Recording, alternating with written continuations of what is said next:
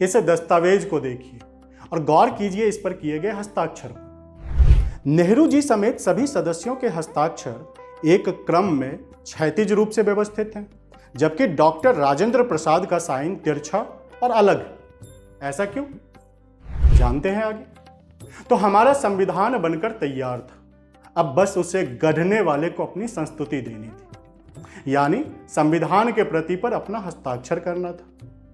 Calendar में तारीख था 24, महीना था जनवरी और साल था 1950। यह संविधान सभा के बैठक का आखिरी दिन था।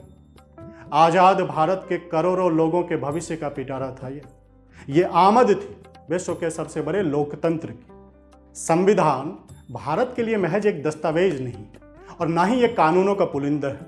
यह एक जीवंत दस्तावेज है जिसके एक एक शब्द भारत के उन अबोलों की कहानी है जिसे पीढ़ियों से ना तो सुना गया और ना उसकी सुध ली गई। आज का कहानी संबंधित है संविधान के मूल प्रति पर इनके सदस्यों के हस्ताक्षर से। मैं प्रणव वत्स हाजिर हूं एक नए किस्से के साथ, जिसके बिना भारत के संविधान निर्माण प्रक्रिया की कहानी अधूरी रह जाएगी। इस कहानी का उद्देश्य बस इतना है कि आप संविधान के नाम पर पॉलिटी के एक दो किताबों को पढ़कर, देखकर या सुनकर जो समझते हैं कि आपने संविधान को समझ लिया, वो नाकाफी।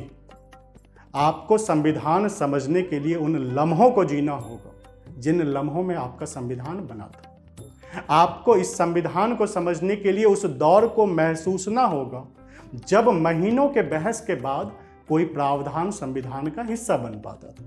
तभी आप सही मायनों में संविधान साक्षर बन पाएंगे और संविधान को समझने के साथ साथ इससे जुड़ पाएंगे। तो लौटते हैं अपने किस्से पर। 24 जनवरी 1950 का दिन था।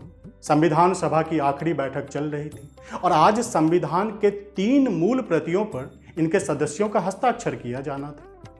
अध्यक्ष राजेंद्र बाबू ने नेहरू जी को उनकी बारी आने के पहले ही बुला लिया। यह अग्रिम न्योता ना तो नेहरू जी को किसी विशेषाधिकार के कारण दिया गया और ना ही राजेंद्र बाबू को नेहरू जी से कोई अतिरिक्त स्नेह था। यह निमंत्रण महज इसलिए दिया गया क्योंकि नेहरू जी को एक पब्लिक सर्विस के लिए जाना था। अब नेहरू जी आते हैं और पहले ही क्रमांक पर अपना हस्ताक्षर रसीद कर देते हैं, जबकि यह क्रमांक अध्यक्ष राजेंद्र बाबू के लिए सुनिश्चित था। अब राजेंद्र बाबू को तो संविधान सभा के अध्यक्ष होने के नाते पहले क्रमांक पर ही अपना दस्तखत करना है और इस क्रमांक पर नेहरू जी पहले ही अपना हस्ताक्षर रसीद कर चुके हैं। ऐसे में राजेंद्र बाबू के लिए यह मुश्किल था कि वह कैसे अपने पद और लोकतंत्र के मर्यादा को बचाए।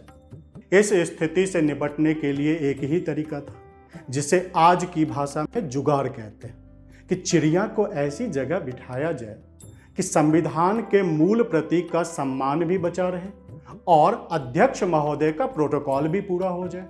वहां मौजूद स्टाफ ने इसका जुगाड़ खोज लिया। उन्होंने नेहरू जी के हस्ताक्षर के ऊपर जो एक थोड़ी सी जगह बची हुई थी, वहां राजेंद्र बाबू से हस्ताक्षर करने का निवेदन किया और राजेंद्र बाबू ने वहीं थोड़े से ऊपर तिरछा अपना सिग्नेचर कर दिया। यही वजह है कि संविधान के मूल प्रति में संविधान सभा के अध्यक्ष डॉक्टर राजेंद्र प्रसाद का हस्ताक्षर तिरछा है और बाकियों से थोड़ा अलग है। अब इस बाबत तमाम कॉन्स्पिरेसी थ्योरी चलती रहती है। आखिर किस मंशा के तहत नेहरू जी ने क्रमांक 1 पर अपना हस्ताक्षर किया? क्या वो खुद को सुप्रीम समझते थे या वो जल्दबाजी में थे? मेरा मकसद बस आपको सत्य से अवगत कराना है, निष्कर्ष आप स्वयं ढूंढें। हालांकि इस संदर्भ में यदि कहीं आपको कोई प्रामाणिक तथ्य मिले तो कमेंट बॉक्स ओपन है, जरूर कमेंट करें।